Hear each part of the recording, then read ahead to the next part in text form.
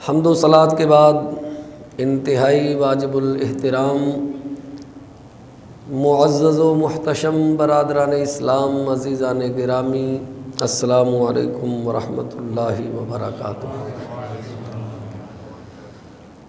عزیزان محتشم، اس وقت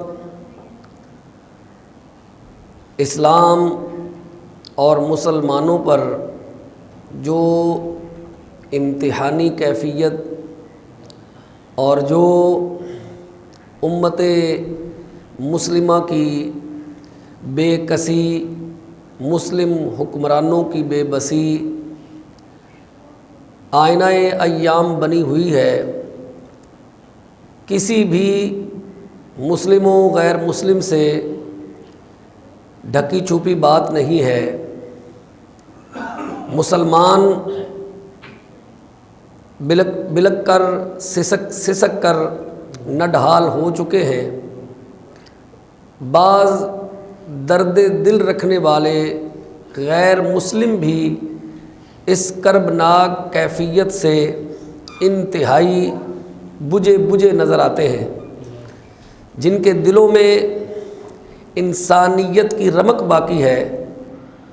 وہ چیخ کر چلا کر یہ کہتا ہوا دکھائی دیتا ہے کہ یہ انتہائی انسانیت سوز مناظر اور انسانیت کو گویا کہ حیوانیت سے بھی بدتر سمجھنے جاننے والے یہود آج ظلم کی انتہا کو پہنچنے کے بعد مسلمانوں کی جگ ہنسائی بھی کر رہے ہیں، تانے بھی دے رہے ہیں، مگر افسوس صد افسوس کہ مسلم حکمران اپنی عیاشیوں میں اور اپنی جلوہ سامانیوں کے اندر گمسم ہیں۔ انہیں مال جمع کرنے کی فکر ہے، انہیں دنیا کی ہوس نے اس قدر انسانیت سے، مسلم دوستی سے نہیں انسانیت سے بے بہرا کر دیا ہے کہ انہیں اپنے سوا کوئی دوسرا انسان نظر نہیں آتا۔ جہاں تک یہود و نصارہ کے مظالم، ان کی ظلم اور تعدی کا بیان ہے، وہ اپنی جگہ مسلم ہے، مگر اس پر طرفہ تماشا یہ ہے کہ نام نہاد مسلمان جو اپنے آپ کو مسلمانوں کا مسیحا گردانتے ہیں، جنہیں خدائے بزرگ و برتر نے ایک بار اقتدار بھی دیا اور کئی بار وہ عظیم عہدوں پر، کلیدی عہدوں پر براجمان بھی رہے، لیکن اس عرصہ کے اندر ان سے غیر مسلموں، یہودیوں، ہندوؤں کے خلاف ایک لفظ بھی زبان سے ادا نہ ہو سکا، اور آج وہ ہمارے مستند، ممتاز، جید علماء کا مذاق اڑاتے ہوئے نظر آتے ہیں۔ آپ نے سوشل میڈیا کے ذریعے گزشتہ 1-2 دن پہلے یہ پریس کانفرنس ضرور دیکھی ہوگی، اور اگر پریس کانفرنس نہ دیکھی ہو اور اس اجلاس اور اس میٹنگ کی کارروائی سے آپ آشنا نہ ہوں تو یقیناً کچھ نہ کچھ اس بارے میں سنا ضرور ہوگا کہ مفتی اعظم پاکستان مفتی منیب الرحمان صاحب مدظ اللہ العالی سمیت دیگر مکاتب فکر کے مقتدر علماء و مفتیان کرام کا ایک اہم اجلاس ہوا، جس کے اندر تمام مکاتب فکر، تمام مسالک کے ممتاز مقتدر مفتیان کرام، علماء کرام نے ایک متفقہ قرارداد پیش کی، جسے فتویٰ جہاد کہا جاتا ہے، اور اس فتویٰ جہاد کا اعلان بھی خود مفتی صاحب مد ظلہ العالی نے خود یہ فرمایا کہ امت مسلمہ پر، مسلم حکمرانوں پر اس وقت فلسطین کی موجودہ صورتحال کو مد نظر رکھتے ہوئے جہاد فرض ہو چکا ہے، جہاد واجب ہو چکا ہے، مگر شیطان صفت جنہیں یہود ہمیشہ اپنا پالتو بلہ قرار دیتے ہیں، جو یہود و نصارہ کے دسترخوانوں کے ریزہ خوار ہیں، جو ان کے دروازوں کے آگے بھیک مانگتے ہوئے بلکہ دم ہلاتے ہوئے نظر آتے ہیں، ان کے دروازوں کے دریوزہ گر اور کشکول اٹھانے والے فقیر اور بھیکاری ان علماء، مستند علماء کے خلاف زبان درازی کرتے ہوئے، دریدہ دہنی کرتے ہوئے نظر آتے ہیں، اور یہ کہتے ہیں کہ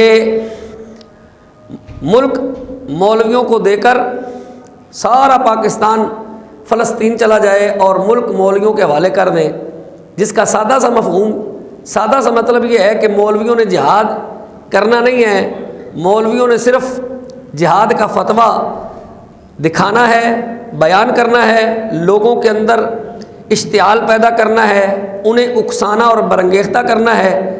یہ خود جہاد کا فتویٰ دے کر اپنے حجروں میں بیٹھ جائیں گے اور مسلمانوں سے کہیں گے کہ تم جاؤ، حالانکہ یہ صرف اور صرف اس کی اپنی پرانی روش اور وہ سرشت ہے جو ہمیشہ سے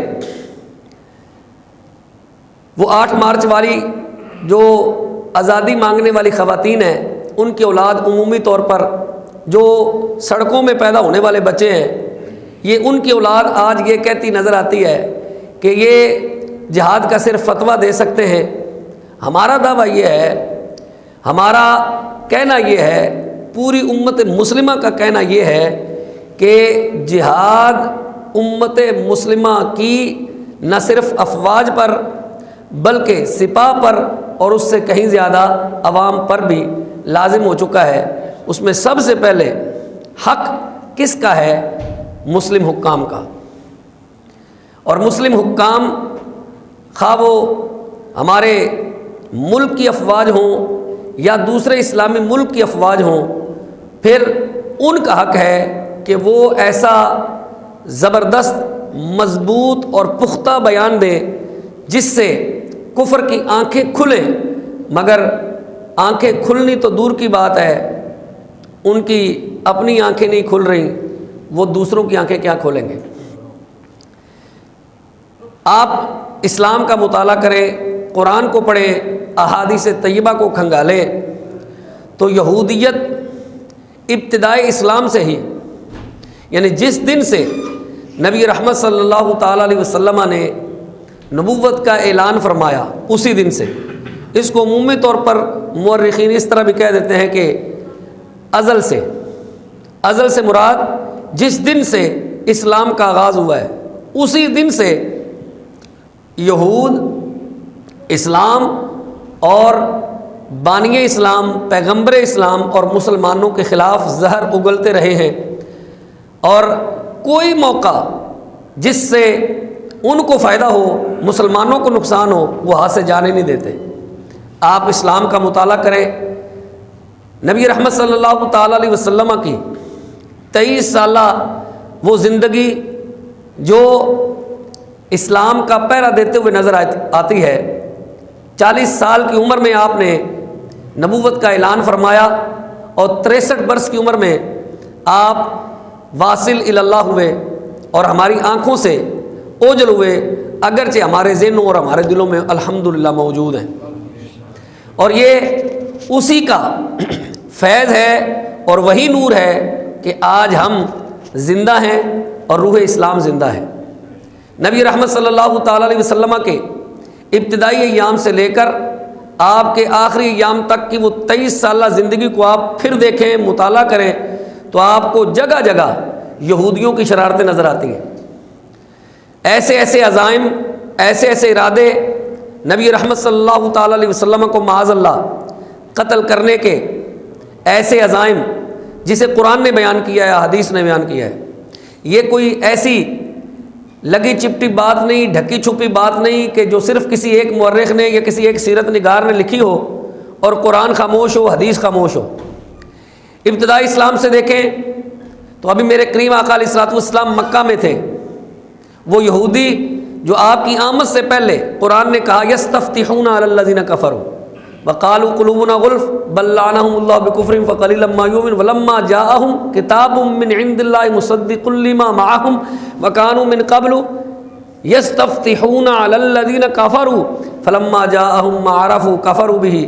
اور قرآن نے پھر ایک مقام پہ یہ بھی کہا الذین آتیناہم الکتاب یعرفونہ کما یعرفون ابناءہم۔ قرآن نے اس انداز سے ان کے ان عقائد کو بیان کیا جو آپ کی آمد سے پہلے ان کے تھے، اور پھر ان کو بھی بیان کیا جو آمد کے بعد ہوئے۔ آمد سے پہلے وہ کیا کرتے تھے؟ قرآن کہتا ہے کہ جب ان کے پاس وہ آ گیا وَلَمَّا جَاءَهُمْ کتاب من عند اللہ، جب اللہ کی طرف سے ان کے پاس وہ کتاب آ گئی جو تصدیق کرنے والی اس کی جو ان کے پاس ہے، یعنی تورات کی تصدیق کرنے والی کتاب قرآن مجید جب آ گیا، اور حالانکہ حال یہ ہے وَكَانُوا مِن قَبْلُ يَسْتَفْتِحُونَ عَلَى الَّذِينَ كَفَرُوا، قرآن کہہ رہا ہے، پہلا پارہ ہے، اور آمد مصطفیٰ سے پہلے یہودیوں کی وہ سبیل، وہ طریق اور وہ نظریہ بیان کر رہا ہے قرآن کہ آمد مصطفیٰ سے پہلے وہ کافروں کے خلاف حضور کا نام لے لے کر رب کی بارگاہ میں التجا کیا کرتے تھے، استغاثے پیش کیا کرتے تھے، مدد مانگا کرتے تھے کہ اس نبی کا واسطہ ہے اللہ، اس نبی کا واسطہ دے کر تجھ سے سوال کرتے ہیں ہمیں کافروں کے خلاف فتح دے، اس نبی کے حق میں، اس نبی کے واسطے سے جو آنے والے ہیں۔ تو یہ ہے پہلے کی بات۔ اب قرآن نے کیا کہا آنے کے بعد کی بات کی الذین آتیناہم الکتاب یعرفونہ کما یعرفون ابناہم، اور جب وہ لوگ کہ ہم نے جن کو کتاب دی الذین آتیناہم الکتاب یعرفونہ، اس ہو سے مراد رسول اللہ ہے، وہ نبی صلی اللہ علیہ وسلم کو ایسے پہچانتے ہیں کہ اس سے کہیں زیادہ، جی کیسے پہچانتے ہیں؟ وہ اپنے بچوں کو بھی اتنا نہیں پہچانتے جتنا حضور کو پہچانتے ہیں۔ یعرفونہ کما یعرفون ابناہم کا لغوی ترجمہ تو یہ بنتا ہے کہ وہ نبی صلی اللہ علیہ وسلم کو ایسے پہچانتے ہیں جیسے اپنے بچوں کو پہچانتے ہیں، یعنی حضور کے اوصاف حمیدہ تورات میں اس طرح کھلے لفظوں سے بیان کیے گئے تھے، اس طرح واضح ترین لفظوں میں بیان کیے گئے تھے کہ اتنی پہچان انہیں اپنے بچوں کی نہیں ہو سکتی جتنی پہچان حضور کی تھی، یہ قرآن نے بیان کیا۔ لیکن ہوا کیا؟ اب تیسرا پہلو ہوا کیا؟ قرآن کہتا ہے بئس ما اشتروا به انفسهم ان يكفروا بما انزل الله بغيا ان ينزل الله من فضله على من يشاء من عباده فباءوا بغضب على غضب۔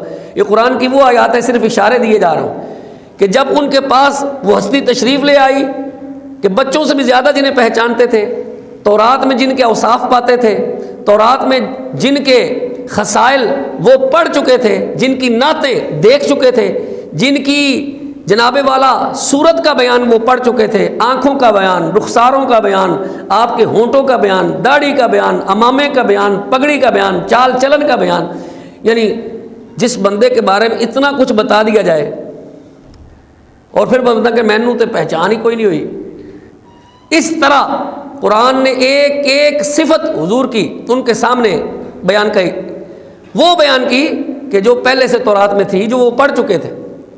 لیکن جیسے ہی حضور آئے ان کی شیطنت، وہ جو فطرت میں ان کی شیطنت تھی، شرارت تھی، وہ جاگی۔ آپ ابتدائی اسلام سے حضور مدینہ شریف تشریف لے آئے،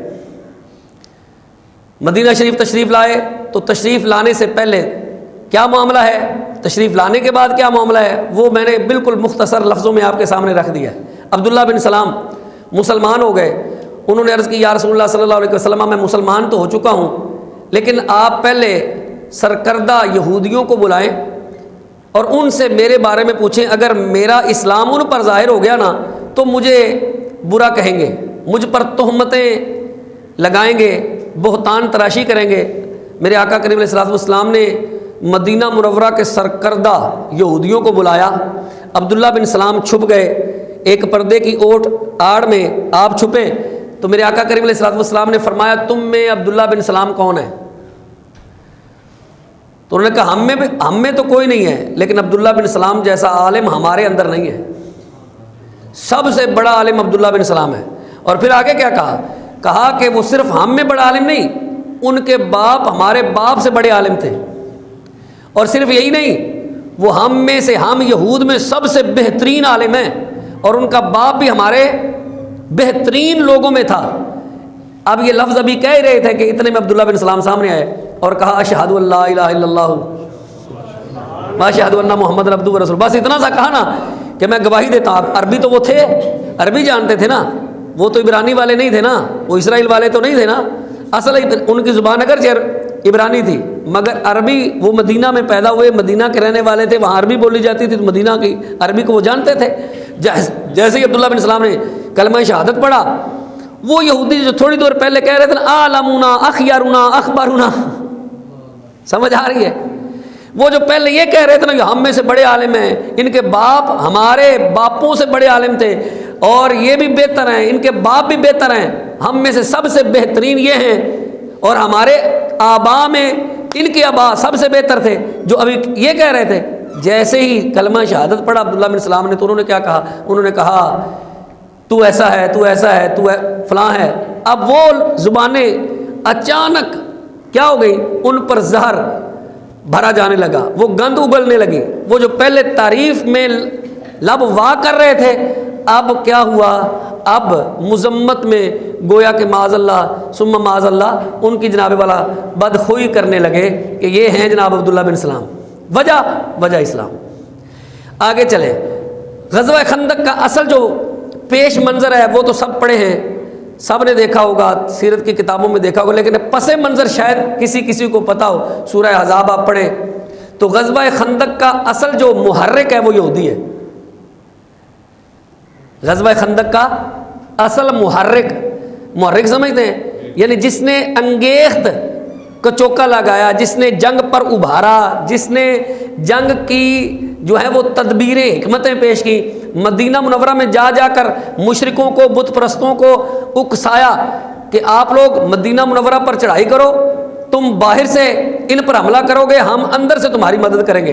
ادھر نبی رحمت صلی اللہ تعالی علیہ وسلم کے ساتھ یہ باقاعدہ کمٹ ان کی ہو چکی تھی، ایگریمنٹ ہو چکا تھا، معاہدہ ہو چکا تھا کہ اگر مدینہ منورہ پر کوئی چڑھائی کرتا ہے تو اے محمد صلی اللہ علیہ وسلم، مدینہ منورہ اور اس کے ارد گرد بستیوں میں بسنے والے یہودی محمد کا ساتھ دیں گے صلی اللہ علیہ وسلم۔ کس کا ساتھ دیں گے؟ مسلمانوں کا ساتھ دیں گے۔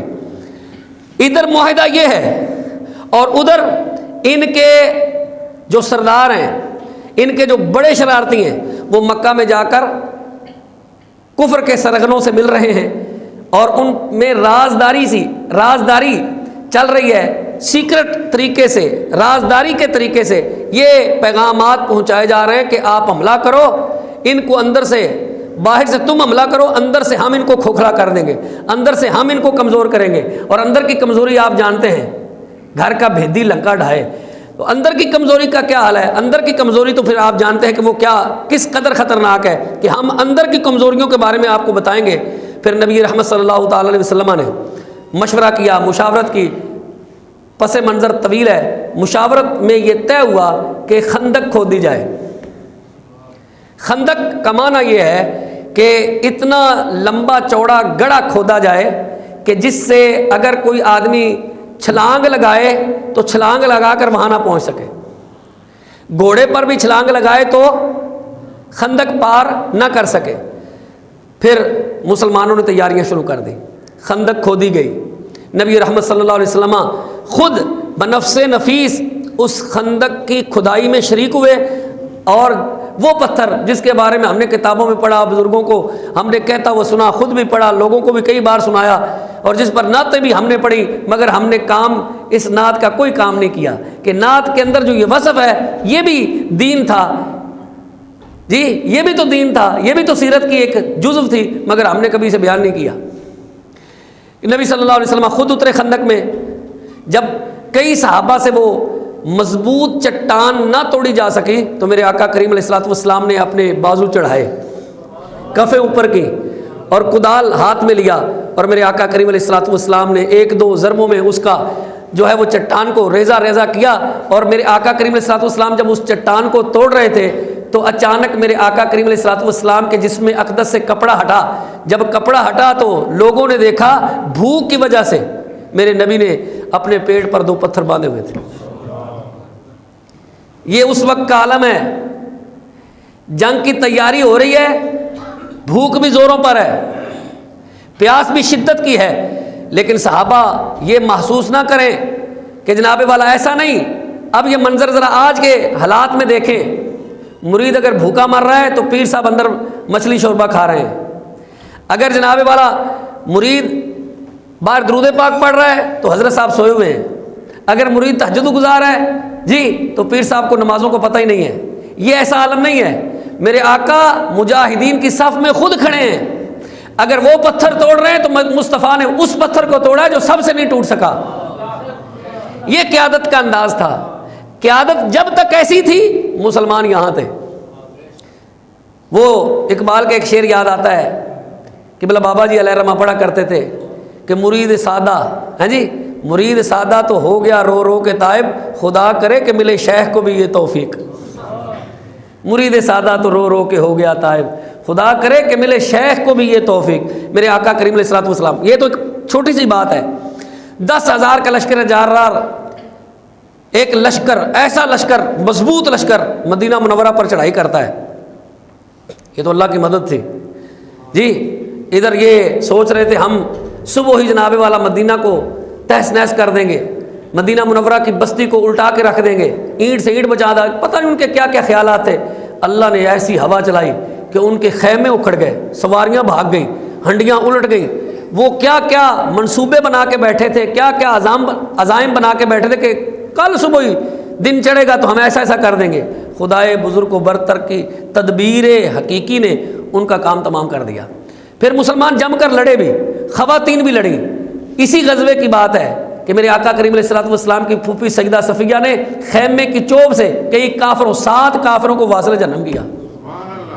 خیمے کی چوب, وہ قلے نال ہی, تلوار نال نہیں, قلعہ انج کر کے پٹیا جناب والا 7 کافر ٹپا چھڑے جی. اور ایک طرف ہماری بھی خواتین ہیں اور ہمارے بھی مرد ہیں. تصویر دکھائیں گے تو بات پھر دور تک چلی جائے گی. یہ کئی ایک تصاویر ہیں جو نبی صلی اللہ علیہ وسلم کے زمانے کی, ان کی نبی صلی اللہ علیہ وسلم کے ساتھ, اسلام کے ساتھ دشمنی کی. اب آگے چلیں. خندق کا معاملہ حل ہوتا ہے, نبی صلی اللہ تعالی علیہ وسلم پھر ان کا محاصرہ کرتے ہیں. ان کا محاصرہ اس انداز سے ہوتا ہے کہ جہاں جہاں ان کی بستیاں, 3 بستیاں تھیں مدینہ منورہ میں ان کی, جو مدینہ کے آس پاس تھی, تینوں کو حکم ہوتا ہے, بنو نذیر کو حکم ہوتا ہے کہ تم مدینہ کو خالی کر دو. جلا وطن ہو گئے, مدینہ بالکل پاک ہو گیا. ان خلائی مدینہ کے بعد, خالی ہو جانے کے بعد, حضور سید عالم صلی اللہ تعالی علیہ وسلم نے جو ان کی زمینیں تھیں وہ ہے خمس, وہ ہے مما فعل اللہ. پھر بنو نذیر کی انخلا کے بعد پھر محاصرہ ہوا اس بڑے قبیلے کا جو سب سے بڑا شرارتی تھا, اور انہوں نے فیصلہ کیا حضرت سعد کی طرف کہ فیصلہ جو سعد کر دیں گے. تو سعد کا جو فیصلہ اتنا سخت تھا, فرمایا کہ ان کے بڑے جو مرد ہیں سب کو قتل کر دیا جائے. مردوں کو قتل کر دیا جائے. کتنے مرد قتل ہوئے؟ 700 یہودی ایک ہی دن میں قتل کر دیے گئے. کتنے؟ 74 لڑائیاں ہوئی ہیں حضور کے زمانے میں, 27 غزوات ہیں ٹوٹل لڑائیاں جن میں نبی صلی اللہ تعالی علیہ وسلم تشریف لے گئے. وہ 27 ہیں جن میں حضور تشریف نہیں لے گئے. حضور نے خود کسی کو کمانڈار بنا کے بھیجا, کمانڈر بنا کے بھیجا, سپہ سالار بنا کے بھیجا. وہ ساری لڑائیاں ملا جلا کے کچھ 74 بنتی ہیں. 74 لڑائیوں میں کتنے بندے مرے ہیں آپ سن کر حیران رہ جائیں گے, سن کر حیران رہ جائیں گے. وہ 250-300 بھی نہیں بنیں گے.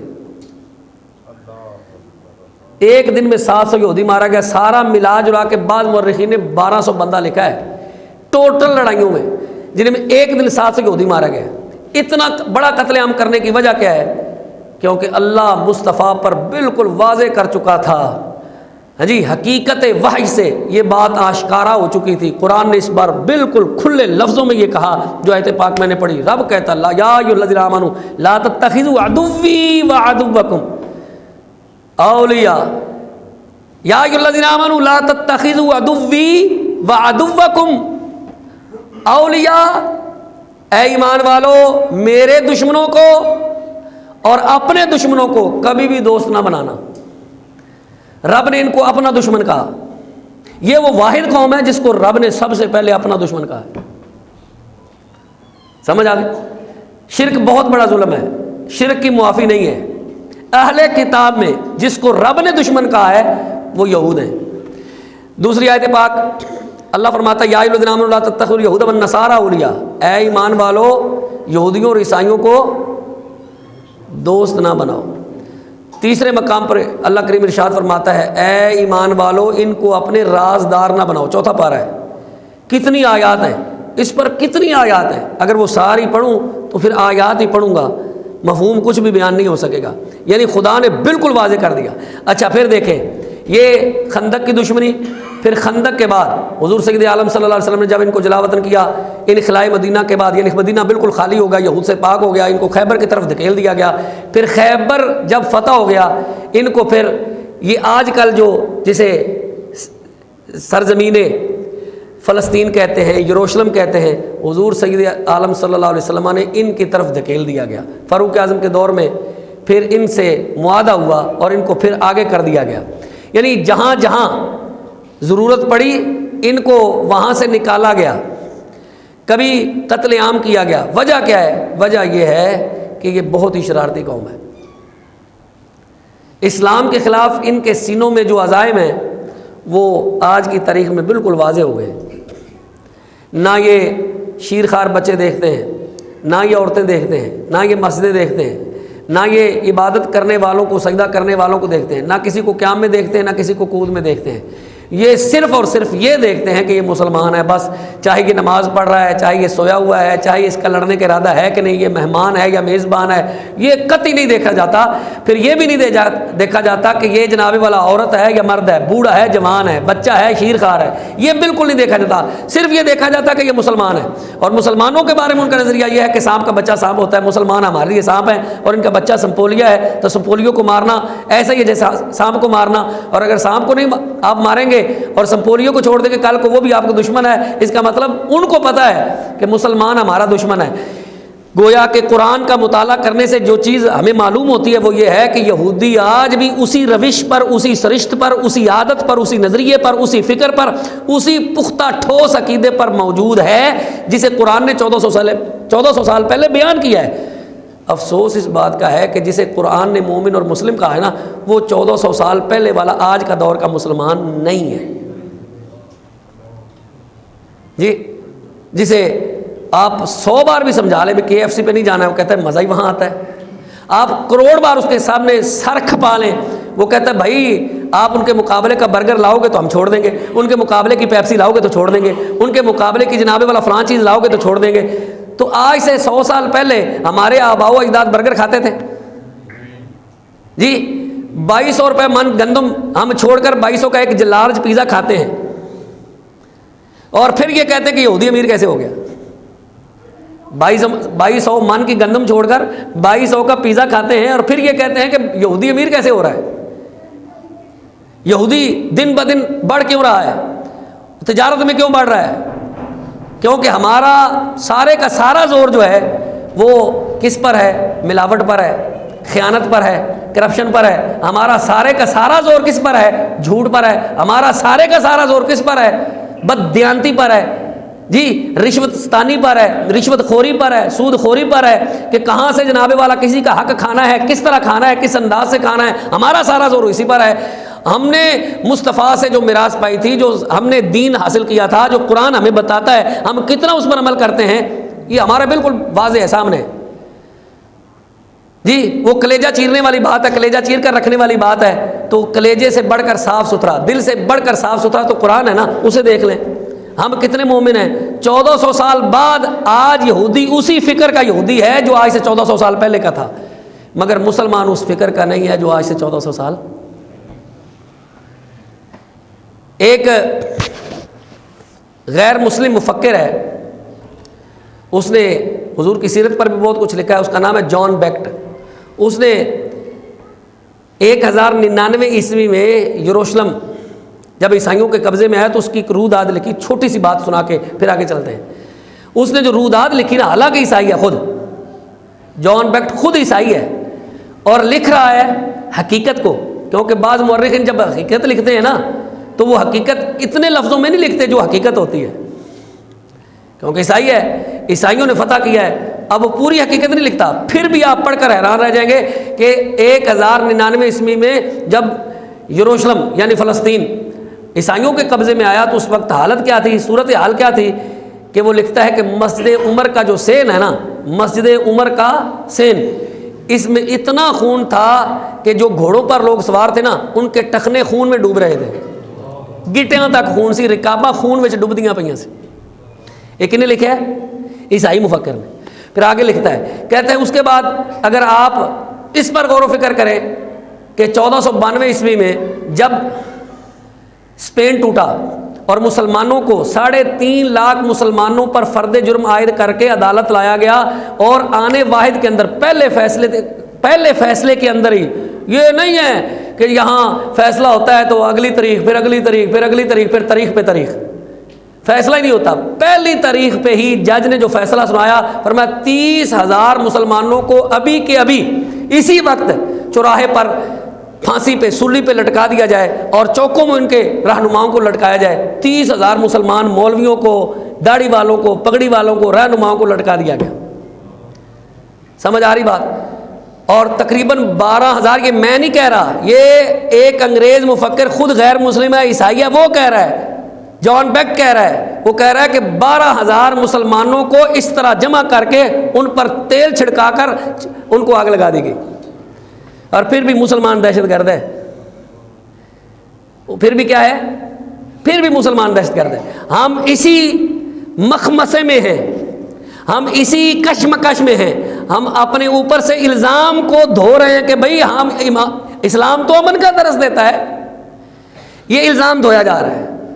اس الزام کو، اس اعتراض کو، اس شکایت کو دور کرنے کے لیے کبھی مغرب سے پیسہ آتا ہے، امریکہ پیسہ دیتا ہے، یہ سن کر آپ حیران رہ جائیں گے بابا جی ایسے نہیں کلپتے تھے، کبھی امریکہ پیسہ دیتا ہے یہاں کے مولویوں کو کہ تم صوفی ازم کانفرنس کرو، کبھی وہ صوفی ہے جی، صوفی تصوف پر کانفرنس ہوتی ہے ہندوستان میں، تو اس تصوف کانفرنس کے اندر، صوفی کانفرنس کے اندر بڑے بڑے آستانوں کی، بڑے بڑے آستانوں کے جو جانشین ہیں، گدی نشین ہیں، اس کانفرنس کا حصہ ہیں جہاں پر مودی آ کر بیان کرتا ہے، جی نریندر مودی نے آ کے جہاں بیان کیا، اسلام آباد میں وہی صوفی کانفرنس ہوئی، پاکستان کے بڑے بڑے گدی نشین، بڑے بڑے آستانوں کے وارث اس جگہ پہنچے، اور پھر ایک ہی جملے کی جناب والا بار بار جی گردان پڑی جاتی رہی، جس کو ہم کہتے ہیں مالا جپی جاتی رہی، مالا جپتے رہے، تسبیح پہ گنتے رہے، کیا اسلام تو امن کا درس دیتا ہے، اسلام تو امن کا درس دیتا ہے۔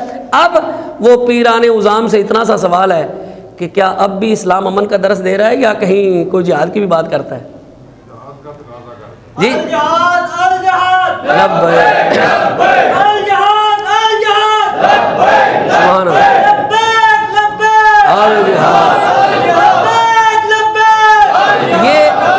یہ تو حقائق ہے نا جی۔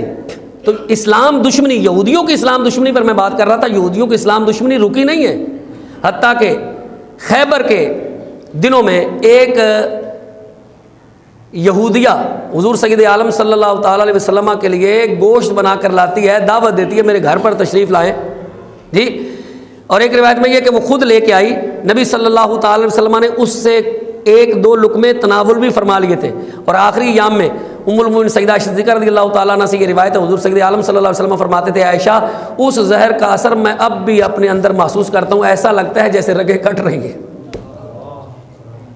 یہ اسلام دشمنی کی بات ہے۔ اسلام دشمنی کو قرآن نے اس طرح بھی بیان کیا، یا ایھا الذین آمنوا لا تقولوا راعنا وقولوا انظرنا واسمعوا وللکافرین عذاب علیم۔ قرآن نے اس طرح بھی بیان کیا کہ وہ جب حضور کے بارگاہ میں آ کے بیٹھتے تھے، بڑے جی ہم سننے کے لیے آئے ہیں کہ آپ کیا باتیں کرتے ہیں، کیا آپ کی باتیں تورات سے میچ ہوتی ہیں، ہم تو اس لیے بھی آتے ہیں جی، وہ دین سیکھنے کے لیے آتے ہیں، لیکن کیا کہتے تھے، مسلمانوں کو اللہ ذوالجلال نے ایک لفظ دیا کہ اپنے نبی کے لیے تم جب یہ لفظ بولو تو اس میں ادب کی رعایت ہے۔ اس کا معنی کیا ہے؟ راعنا، راعنا کا معنی بنتا ہے اے نبی ہماری رعایت فرمائیے۔ کیا ہے جی؟ راعنا کا معنی کیا بنتا ہے؟ ہماری رعایت فرمائیے، ہماری رعایت فرمائیے۔ کب کہتے تھے؟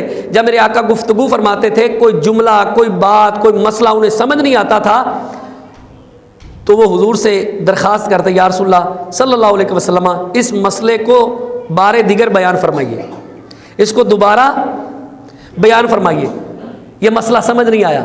تو اس میں کیا لفظ بولتے تھے؟ اتنی لمبی چوڑی بات کہنے کی بجائے وہ صرف اتنا کہہ دیتے تھے، رائنا حضور سمجھ جاتے تھے کہ حضور کہ یہ میرے جو امتی ہیں، میرے غلام ہیں، یہ شمع رسالت کے پروانے کس بات کے متقاضی ہیں، کس بات کا تقاضا کر رہے ہیں، یہ کہہ رہے ہیں کہ اے اللہ کے حبیب ذرا رعایت کر دیجیے، مسئلہ سمجھ نہیں آیا، رائنا۔ تو اب یہودیوں کی شرارت دیکھیے، کسی طرف سے بھی رعایت نہیں دیتے، محفل میں بیٹھ کر اپنے نہیں بن سکے، منافقت۔ یہ سارے کے سارے منافقین جو ہیں، جتنے بھی منافق ہیں، ان کا اصل پس منظر دیکھیں گے تو یہودیت نظر آئے گی۔ یہ یہودی تھے نا، انہوں نے بظاہر کلمہ پڑھا، حضور کی محفل میں آئے، حضور کے پیچھے نمازیں پڑھی، پگڑیاں سجائیں، داڑیاں بھی سجائیں، تسبیحاں بھی گھیڑی، اور بعض تو جناب والا بعض کارزار میدان کارزار تک بھی پہنچے، مگر اندر اسلام داخل ہے۔ قرآن نے بار بار کہا ہے ادخلوا فی السلم کافہ، اسلام سے پورے پورے بڑھو، پورے کے پورے اسلام میں داخل ہو جاؤ، لیکن یہ اندر داخل ہونے والے نہیں تھے۔ کیا کہا؟ حضور کی بارگاہ میں آتے تو کیا کہتے؟ راعنا، تھوڑا سا زبانوں کو لین، قرآن کہہ رہا ہے، چھٹا پارا قرآن کہہ رہا ہے لیم بالسنتہم، یہ زبانوں کو تھوڑا مروڑ کر، تھوڑا ٹیڑھا کر کے، باچھیں تھوڑی سی ڈھیلی کر کے، ٹیڑھی کر کے، اس طرح کہتے تھے راعینا راعینا۔ حضرت سعد جو ان کی زبان سمجھتے تھے جی، وہ بھی تو مدینے کے تھے، ان کی کوڈ ورڈ جو تھے نا ان کے جی، جیسے کہ جوتی والی دکان پہ چلے جائے، کپڑے والی دکان پہ کنے دا بھالنا ہے، وہ کو سمجھ آندی سانو کی کہندے نے، اینے دا بھال دے جی، تو وہ کوڈ ورڈز ہوتے ہیں، تو ان کے کوڈ ورڈز تھے، وہ سمجھتے تھے، ان کی خفیہ زبانیں بھی سمجھتے تھے۔ سعد نے جب یہ محسوس کیا، دیکھا کہ یہ کہہ رہے ہیں، تو آپ نے کہا ہلاک ہو جاؤ، مردود ہو اور برباد ہو جاؤ، حضور کی بارگاہ میں ایسی باتیں کرتے ہو۔ حضور نے جب یہ دیکھا اپنے غلام کو اس طرح برہم ہوتے ہوئے، کہا سعد کیا بات ہے یا رسول اللہ صلی اللہ علیہ وسلم، آپ کے سامنے بیٹھ کر اس طرح کی یہ بدتمیزی کرتے ہیں، بے ادبی کرتے ہیں۔ تو کیا ہوا جی؟ گردنیں اڑانے تک صحابہ باتیں کر رہے ہیں۔ اللہ نے اسی لمحے قرآن اتارا، فرمایا یا ایھا الذین آمنوا لا تقولوا راعنا، راعنا نہ کہو، لفظ ہی چھوڑ دو۔ آپ قرآن پڑھ لیں، کوئی دن کوئی لمحہ وہ کسی طرح اپنے اندر اسلام کے حوالے سے نرمی، ہمارے اندر بڑے نرم دل لوگ ہیں جی، آپ جب بھی گزریں آپ کو جناب والا KFC پر رش نظر آئے گا۔ ماں کے ہاتھ کی پکی کھاتی ہمیں جی جی، ماں کے ہاتھ کی، بیوی کے ہاتھ کی پکی ہمیں اچھی نہیں لگتی، ہمیں برگر اچھے لگتے ہیں، ہمیں وہاں کی جناب والا کولڈ ڈرنک اچھی لگتی ہے، ہمیں وہاں کے کھانے اچھے لگتے ہیں، ہم دل دے بیٹھے نا ان کو۔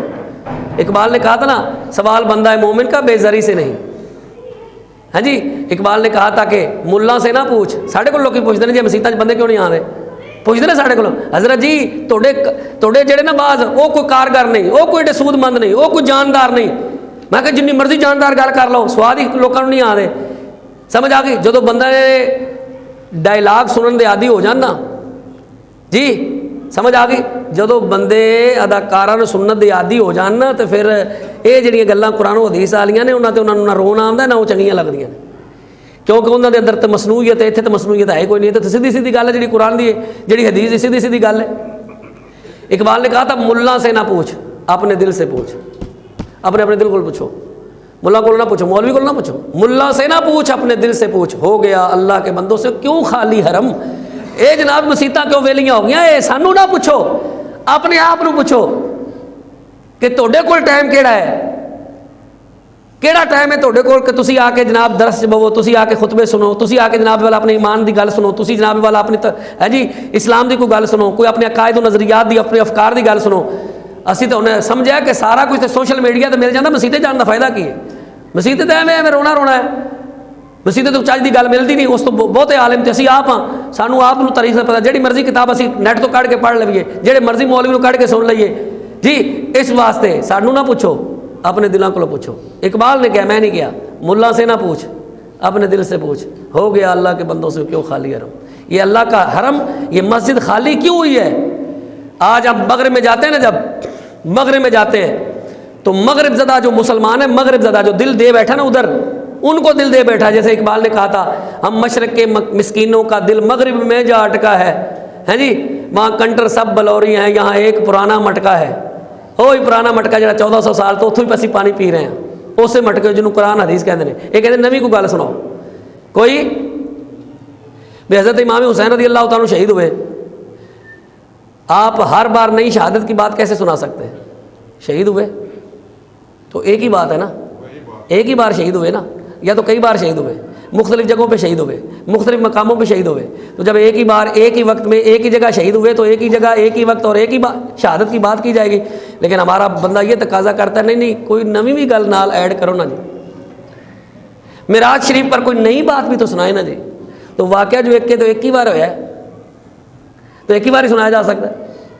خندق ایک بار ہوا، بدر ایک بار ہوا، یہ سارے ایک، وہ کہتے ہیں نویں گل سنن واسطے، نویں گل سنان واسطے پھر نویں تحقیقات بھی چاہیے، نویں کتاباں بھی چاہیے، نویں بندے بھی چاہیے نے، لیکن اساں اس چیز سے کدے غور نہیں کیتا۔ خدا را انہاں چیزاں نوں بھی سمجھنا ہے۔ بات یہ ہے کہ اسلام آج بھی وہی ہے، ہم وہ نہیں ہیں۔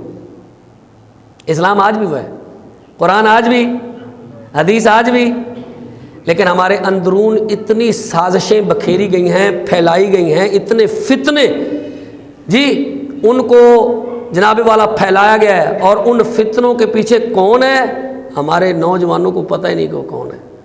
ہم چہرہ دیکھ رہے ہیں مسلمانوں والا، پگڑی دیکھ رہے ہیں مسلمانوں والی، داڑھی دیکھ رہے ہیں، ان کا بائیو ڈیٹا ہمیں پتہ نہیں ہے، ان کا پس منظر ہمیں پتہ نہیں، کہاں سے یہ بندہ آیا ہے، یہ کہاں سے پڑھ کر آیا ہے، کس مدرسے سے فاضل ہے، کس مدرسے کا پڑھا ہے، پتہ ہی کوئی نہیں ہے۔ اس پر بیسیوں نام میں جی یہ پوروں پر گن کر بتا سکتا ہوں کہ یہ فلاں بندہ ہے، یہ فلاں بندہ ہے۔ اس بارے میں آپ کیا جانتے ہیں؟ انجینئر کے بارے میں کوئی ایک بندہ مجھے کھڑا ہو کہ اس کا کوئی شاگرد مجھے بتائے کہ اس نے کس مدرسے سے تعلیم حاصل کی ہے، کوئی ایک بندہ بتائے۔ عدیم ساحل وہ کہاں سے پڑھ کے آیا ہے؟ غامدی اس کی تربیت کہاں ہوئی ہے، کہاں پیدا ہوا ہے، کہاں تربیت ہوئی ہے، کہاں سے پڑھ کے آیا ہے؟ جب آپ طے تک جائیں گے تو پھر جا کے پتہ چلے گا کہ غامدی صاحب کی تربیت ہی امریکہ میں ہوئی ہے۔ اس کو تو باقاعدہ لانچ کیا گیا ہے، یہ تو پلانٹڈ لوگ ہیں، ان کو تو تراشا گیا ہے، ان کو تو جناب والا نکھارا گیا ہے، سنگھارا گیا کہ تم مسلمانوں کے خلاف، مسلمانوں کے اندر رہ کر ان کی نسلوں کو برباد کر کے رکھ دو۔ وہ اپنے ہی بزرگوں کو، اپنے ہی ہیروز کو، اپنے ہی آئیڈیلز کو، اپنے ہی بڑوں کو، اپنے ہی جناب والا ہاں جی بزرگوں کو بھونک رہے ہیں۔ کوئی داتا صاحب پر بھونک رہا ہے، وہ کون ہے؟ ہمارے بڑے ہیں نا، کہ مودی کہہ رہے وہ ہمارے بڑے ہیں جی۔ ہم رام کرشنا کی بات نہیں کر رہے، ہم جناب والا بجرنگ بلی کی بات نہیں کر رہے، ہم کالی ماتا دیوی ماتا کی بات نہیں کر رہے، ہم بات کر رہے ہیں اپنے بزرگوں کی جی۔ گنج بخش ہمارے بزرگ ہیں، اجمیر والا بابا ہمارا ہے، سرہند والا ہمارا ہے، بریلی والا ہمارا ہے، دہلی والا خواجہ نظام الدین ہمارا ہے۔ جب یہی لوگ مطعون ہو جائیں گے تو اسلام کیا رہ جائے گا؟ اسلام کے تو پرچارک پہلے مبلغ ہندوستان میں یہ ہیں، اسلام کی تعلیمات تو یہ لے کے آئے تھے۔ ہمارے بڑے تو ان کو دیکھ کر، ان کو سن کر مسلمان ہوئے تھے۔ جب یہی درمیان سے ہٹ جائیں گے تو کہاں کا مسلمان رہ جائے گا؟ تو اتنے فتنے پھیلا دیے، اللہ کی قسم اتنے فتنے پھیلا دیے ہیں کہ آج اہل نظر تو پہلے سے یہ کہہ رہے تھے کہ یہ قادیانی ہے، اس کے تانے بانے قادیانیوں سے مل رہے ہیں اور پکا قادیانی ہے۔ ہمارے اہل نظر بزرگ یہ کہہ رہے تھے کہ یہ فتنے ہیں، ان فتنوں سے بچو۔ اب ان فتنوں کے بارے میں پوری دنیا اسلام ایک طرف ہے، اب سارے مسالک اکٹھے ہو کر فتویٰ جہاد دے رہے ہیں۔ انجینئر سے بھی کوئی توقع کر سکتا ہے وہ بھی فتویٰ جہاد دے؟ لاکھوں لوگ اس کے فالوور ہیں، لاکھوں لوگ اس کو سنتے ہیں، لاکھوں لوگ اس کے پیچھے ہاتھ باندھے کھڑے ہیں، وہ بھی فتویٰ دے اور یہ بات کرے، فلسطین کے حق میں بولے، یہودیت کے خلاف بولے، قادیانیت کے خلاف بولے، مرزے کان دجال کو کہے کہ وہ پرلے درجے کا کافر ہے، وہ پرلے درجے کا جہنمی ہے، سب سے بڑا زندیق اور بے دین ہے، کافر ہے، مرتد ہے جی، جو ختم نبوت کا منکر ہے، پکا کافر ہے، اس کے جو کفر میں شک کرے وہ بھی کافر ہے، اتنا سا بھی شک کرے۔ ہمارے ائمہ نے کہا کہ جو مرزا قادیانی اور قادیانیوں کے بارے میں معمولی سا نرم گوشہ رکھے نا، نرم رویہ رکھے، وہ کافر ہو جائے گا۔ سمجھ آ گئی بات؟ معمولی سا رویہ بھی آپ کو کفر کی طرف دھکیل سکتا ہے۔ کیوں؟ کیونکہ لا الہ الا اللہ محمد رسول اللہ، بس ہاں درنگی چھوڑ دے یا کرنگ ہو جا، سراسر موم یا پھر سنگ ہو جا، اے دونوں پاسے نہیں رہیں گے کہ تو کفر نو بھی راضی رکھے تو اسلام نو بھی جناب والا راضی رکھے۔ یہ منافقت ہے، یہ منافقت اسلام پسند نہیں کرتا۔ آج جتنے بھی لبرل طبقہ سے تعلق رکھنے والے لوگ ہیں جی، 8 مارچ کی وہ آنٹیاں، وہ لنڈے کے انگریز، وہ جناب والا ہاں جی کفار کے دریوزہ گر، ان کے کشکول گر، ان کے آگے بھیک مانگنے والے، جہاں سے ان کو چندے آتے ہیں تو بولیاں بھی وہاں کی بولتے ہیں، وہ آپ کو کہاں نظر آتے ہیں؟ اور ادھر ایک بندہ جناب وہاں یہاں ایک آپ کو زمانہ شاید یاد ہوگا، جو بچے شاید ان کو نہ پتا ہو، ایک ان کیا نام تھا اس کا، ڈینیل، گیری ڈینیل کے کیا نام تھا، وہ جہاں قتل ہو گیا تھا، اس پر ڈینیل پر وہ قتل ہو گیا تھا، اس پر مغرب نے فلمیں بھی بنائی، اس کو ہیرو ثابت کیا، جو اب پاکستان میں قتل ہوا تھا، اس پر باقاعدہ ہالی ووڈ نے اس کو خراج تحسین پیش کرنے کے لیے فلمیں بنائی، ایک بندے کو انہوں نے ہیرو ثابت کیا، یہاں قتل ہوا تھا جی، اور ہم اس الزام کو آج تک دھو رہے ہیں۔ ہم نے اپنی بیٹی کو خود اپنے ہاتھوں سے پیش کر کے جی اس کے بارے میں استدعا تک نہیں کی، دعویٰ تک نہیں کیا کہ جناب والا ہماری بیٹی ہے، نام لینے سے ڈرتے ہیں، ڈاکٹر عافیہ صدیقی کا نام لینے سے ڈرتے ہیں، اجمل قاسی کا نام لینے سے ڈرتے ہیں، کیوں؟ کیونکہ مغرب ناراض ہو جائے گا، یہ نہیں نام لیں گے۔ جو دیکھیں نا، یہ سادہ سا اصول ہے، جو جس کا کھاتا ہے نا، ایسی تو نعت پڑھ دیں نکیوں لا ایک نعت ایسی سن دے آیا جی، جو جس کا کھاتا ہے، ہاں ہم جس کا کھا رہے ہیں گیت، یہ دستور زمانہ ہے، جو جس کا کھاتا ہے اسی کا گاتا ہے، ہم جس کا کھا رہے ہیں گیت اس کے گا رہے ہیں، ایک نعت کا حصہ ہے، مصرع ہے، ہم تو بچپن سے یہ باتیں پڑھتے آ رہے ہیں کہ یاد رکھیں، جس بندے کو پرکھنا ہو اس کو کہو جناب آپ اسلام کی باتیں کر رہے ہیں، آپ کہتے ہیں نا ہم اسلام کو پروموٹ آپ کر رہے ہیں، اسلام کو پروموشن دلا رہے ہیں، آپ اسلام کو لانا چاہتے ہیں، ریئل اسلام لانا چاہتے ہیں، حقیقی اسلام لانا چاہتے ہیں، تو پھر حقیقی اسلام یہ ہے کہ پڑھو یہ آیتیں اور پڑھ کر ان کو بتاؤ، یا ایھا الذین آمنوا لا تتخذوا اليہود والنصارى اولیاء۔ میرے چھوٹی سسٹر کی شادی تھی، قبلہ امیر المجاہدین تشریف لائے، تو ہمارے ایک دوست ہے، وہ ان کا آنا جانا ہے باہر یورپ، ان کا آنا جانا ہے، تو بابا جی فرمان لگے ایندی بھی تصویر میرے نال کھچو، اے گل اے اسلام ہے، بابا جی فرمایا ایندی تصویر میرے نال کھچو، اسی انہوں نال تک کے نال بابا جی نے کیتا، بابا جی نے سر تے پگڑی بنی، پگڑی بن کے ایندی تصویر کھچو میرے نال لاؤ، اپنی ڈیپیاں تے لاؤ، آنا جانا آپ باہر بند ہو جائے گا۔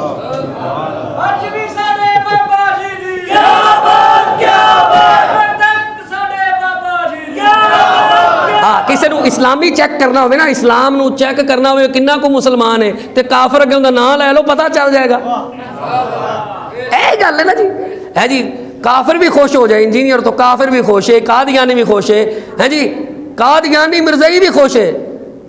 میں کہنا بابا جی تے بہت ہوتا نے نا کہ تے نکے جے کارکن دا نام لو قادیانی دے خلاف لووں دے سامنے، تے جو لال پیلا نہ ہو جائے تے پھر کہنا اے ہے اسلام، اے کیڑی تسی اسلامی روح لئی پھر دے ہو، اے کیڑا اسلام لئی پھر دے ہو کہ جناب نہیں جی کسی کو کچھ بھی نہیں کہنا چاہیے جی، جی ہنس پھنس کے رہنا چاہیے جی، نہیں پھس پھوسا بن کے رہنا چاہیے، منافق بن کے رہنا چاہیے، یہ کیا بات ہوئی؟ یہ بات نہیں ہے۔ جہاں اسلام کی آن شان کی بات آ جائے نا، آپ اپنا ایمان ظاہر کیا کریں، ہاں جہاں اسلام کی آن بان شان عزت وقار کی بات آئے، آپ ڈٹ کے کہا کریں الحمدللہ ہم مسلمان ہیں۔ ہم ایک غیر مسلمہ خاتون سے ایک انگریز نے پوچھا کہ آپ نقاب کرتی ہیں، غیر مسلمہ نو مسلم تھی، نہیں مسلمان ہوئی، تو انگریز اس سے پوچھتا تو مسلمان کیوں ہوئی ہے؟ اچھا مسلمان ہوئی تو نقاب کیوں کرتی ہے، چہرہ کیوں چھپاتی ہے؟ اس نے کہا کہ چہرہ چھپانا سائنٹیفک طریقے سے میں نے جانا ہے کہ یہ صحیح ہے۔ انہوں نے کہا جنیاں تھے مسلمان بیبیاں نے یہ تو نہیں ڈھانپ دیاں، وہ تیرے تو پہلا دیا مسلمان نے، تو اج مسلمان ہوئی تے اج ہی چہرہ چھپا لے، سمجھ آ گئی؟ انہوں نے کہا جی میں نے تاریخ سے یہی جانا ہے۔ کہا کیسے؟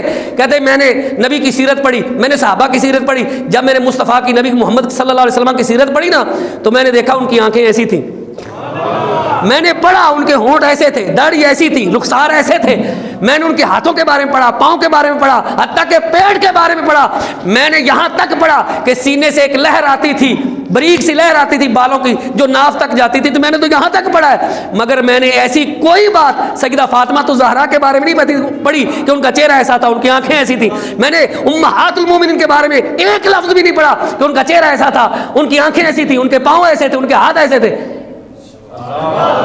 میں اسلام کی اس جناب والا مطالعہ سے اسٹڈی سے یہ بات سمجھ گئی کہ چہرہ چھپانا چاہیے، اگر چہرہ ظاہر ہوتا تو صحابہ بیان کرتے فاطمہ ایسی تھی۔ کیا بات ہے یار، ان کا مطلب کی انہیں لکھیا کی انہیں پھر غیر مسلمان نے پورا ان مقالہ لکھیا، انہیں کہا جناب میں ہن سمجھیاں کہ اے جڑے ایتھوں دے مسلمان نے نا اے صرف بائی برتھ مسلمان نے، اصل مسلمان او انہیں جڑا ہن ہو رہا ہے تے پڑھ کے ہو رہا ہے، اسی پڑھ کے چھڈی جا رہے ہیں۔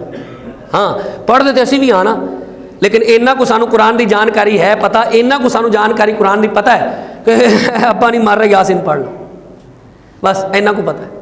ختم تے کیڑی کیڑی آیت پڑھی جاندی نا، قل یا ایھا الکافرون تو رہ کے، ہاں اے سارا سانو پتہ ہے، لیکن اے نہیں پتا کہ اسلام اخلاق یاد دا درس کیڑی کیڑی آیت چ کیڑے کیڑے سپارے چ کیڑی کیڑی تھاں تے کتھے کتھے کنی واری دیتا ہے، اینو کوئی نہیں پتا۔